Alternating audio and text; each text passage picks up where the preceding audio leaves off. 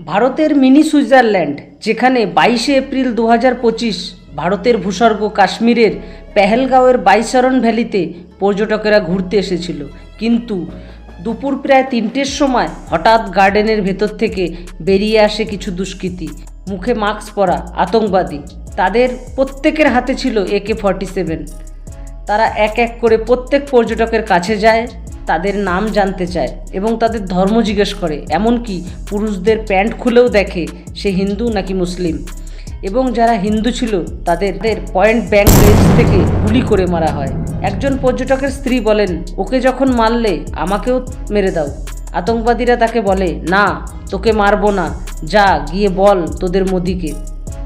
এখনও পর্যন্ত জানা যায় এই হামলায় 26 জনের মতো প্রাণ হারায়, 17 জন আহত।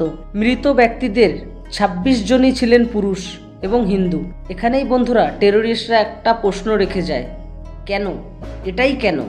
এই উচ্চতা বিশিষ্ট বাইসরণ ভ্যালিতে কেবলমাত্র পায়ে হেঁটে বা ঘোড়ায় চড়েই যেতে হয়। বলাই বাহুল্য, আহতদের উদ্ধার করার সময় তাই হেলিকপ্টার ব্যবহার করতে হয় এবং কিছু লোকাল লোকেরা ঘোড়া বা খচ্চরের সাহায্যে অথবা নিজেদের কাঁধে তুলে নিয়ে স্থানীয় হাসপাতালে ভর্তি করে। কমপক্ষে 12 জন ট্যুরিস্টকে হসপিটালে ভর্তি করে এবং ডাক্তার বলেন এই 12 জনের শারীরিক অবস্থা এখন ঠিক আছে।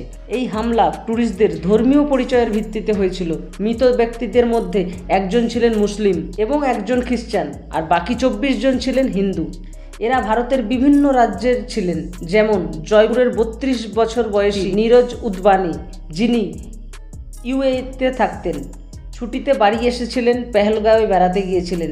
এবং একজন ছিলেন সুদীপ নেউপানে, যিনি ছিলেন নেপালের বাসিন্দা। ইন্টেলিজেন্স ব্যুরোর অফিসার মনীষ রঞ্জন নিজের 2 ছেলে এবং স্ত্রীর সাথে এসেছিলেন। হরিয়ানার ইন্ডিয়ান নেভির লেফটেন্যান্ট বিজয় নারভাল, সদ্য বিবাহিত, মাত্র 6 দিন আগেই তিনি বিয়ে করেন, যিনি তার স্ত্রীর সাথে হানিমুন করতে এসেছিলেন, কিন্তু তার আর বাড়ি ফেরা হলো না। একটা ভিডিওতে শোনা যায় ওই ব্যক্তি ওনার স্ত্রীর সাথে ভেলপুরি খাচ্ছিল, হঠাৎই ওখানে একজন টেররিস্ট চলে আসে এবং বলে, হয়তো এ মুসলিম নয়। তাকে পয়েন্ট ব্ল্যাঙ্ক রেঞ্জ থেকে শ্যুট করে দেওয়া হয়। খানিকটা এমনটাই বলেছেন পুনের একজন প্রফেসর HR আসাবারি।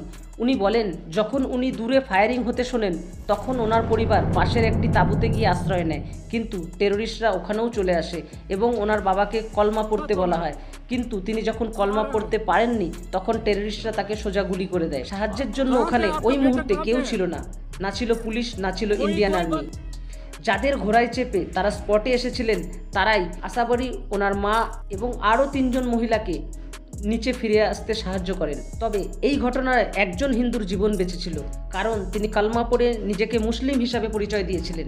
এই আতঙ্কী হামলায় আমাদের বাংলার 3 জনও মারা গেলেন। এই বর্বরতা যখন চলছিল তখন ওখানকার এক স্থানীয় যুবক সৈয়দ আদিল হোসেন, যে ওখানে ঘোড়া চালানোর কাজ করত, সে টেররিস্টকে বাধা দিতে গেলে টেররিস্টরা তাকেও শ্যুট করে। এরপর প্রায় 20 মিনিট পরে ওখানে ইন্ডিয়ান আর্মি পৌঁছায় এবং বাকি সবাইকে উদ্ধার করে উদ্ধার কার্য চালায়।